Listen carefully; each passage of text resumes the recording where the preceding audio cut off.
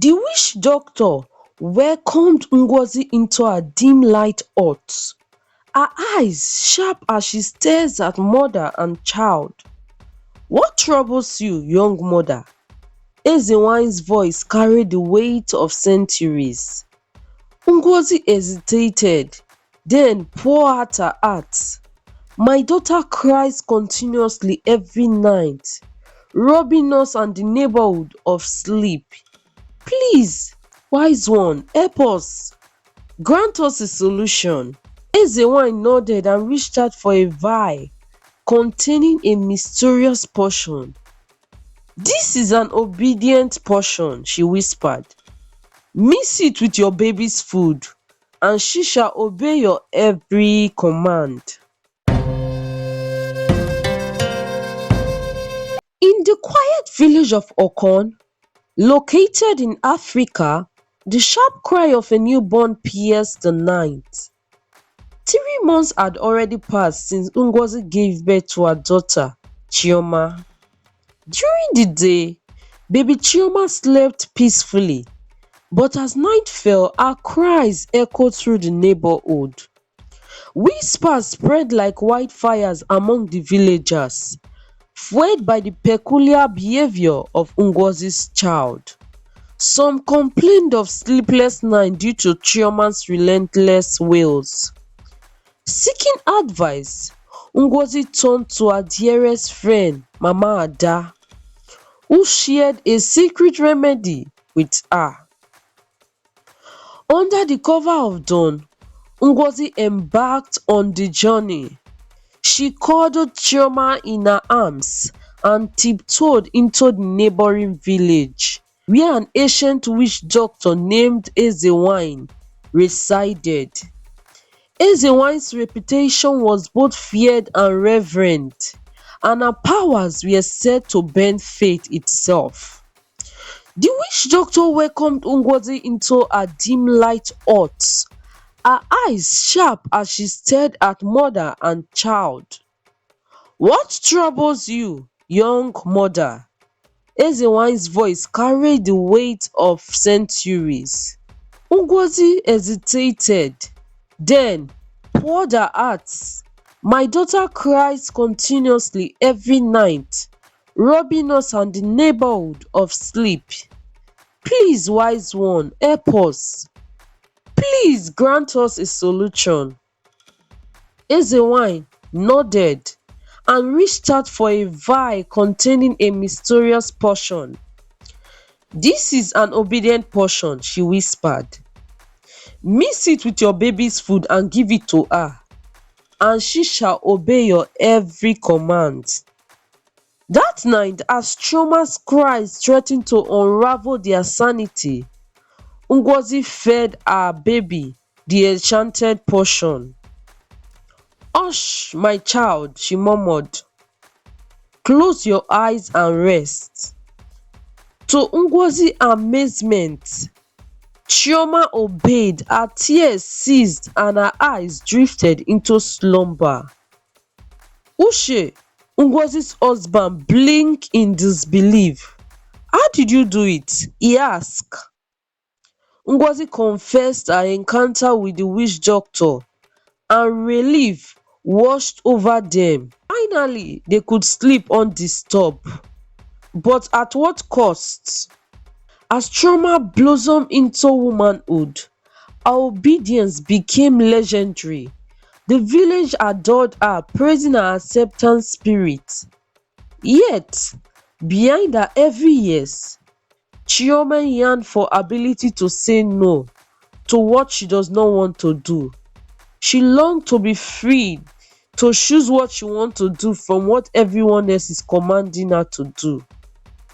One fateful day, while returning from the forest with a bundle of firewood, Chioma sensed a presence behind her. A man pursued her, his footsteps relentless.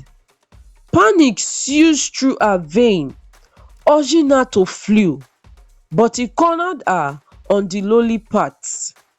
"Fine lady," he called out breathless, "why burden yourself with such heavy firewood?" Chioma ignored him. her gaze fixed on the ground. She had learned to avoid unnecessary conversations lest they revealed her inner struggles. Not discouraged, the man stepped closer. "Stop and look at me," he commanded. Chioma's frustration fled. She halted and met his eyes. His name was Chimaobi, and he stood there, stunned by her beauty, a beauty that marks a silent rebellion. Chimaobi stood transfixed, his breath stolen by the natural beauty before him, and without hesitation he blunted out, "What is your name? Tell me your name, beautiful." Chioma's teary eyes met his. "Chioma," she whispered, "please can I go now?" But Chimaobi was not ready to release her from his gaze. "Not yet, Chioma," he said, sensing the tension in her eyes. "Give me the firewood, let me help you to carry it," he said to her. Chioma's heart screamed no, but she reluctantly replied yes, her duty outweighing her desire. Chimaobi escorted Chioma with her firewood to her mother's compound, their footsteps echoing in the quiet afternoon. As he bid her farewell, Ngozi emerged from her hut, eyes wide open in disbelief. "Chioma," Ngozi scolded, "how dare you make the prince carry firewood? And by the way, where have you been?" Chioma's shock was palpable. The man who had assisted her was no ordinary stranger. He was a prince. She recounted the encounter to her mother, who sighed in relief. Meanwhile, Ada observed from the shadows, envy written all over her, because she had been yearning for the prince's attention, but the prince had never looked her way. Ada and Chioma grew up in the same neighborhood but never get along until Ada discovered Chioma had the weakness of not being able to say no to anyone. So she extended a hand of friendship towards Chioma. Chioma hesitated, but Ada said to her, "Chioma, be my friend." And just like that, they became friends. Prince Chimaobi could not banish the thought of Chioma from his heart. Handsome and born into royalty, he was used to maidens throwing themselves at him. But Chioma was different. She neither cared to ask for his name or who he truly was. Driven by this curiosity, he disguised himself as a commoner and ventured to Chioma's compound.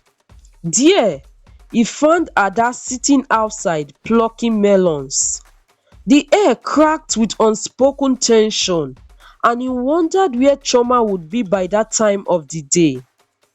The prince approached Ada after scanning the environment and said, "Excuse me, young lady, is Chioma at home?"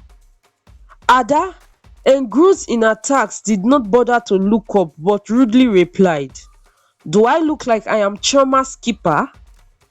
The prince, strong-willed on seeing Chioma, waited, but after waiting for a while without a trace of Chioma, he departed with a hope to come back the next day. Soon after, Chioma and her mother returned from the market and were greeted by the curious eyes of Ada.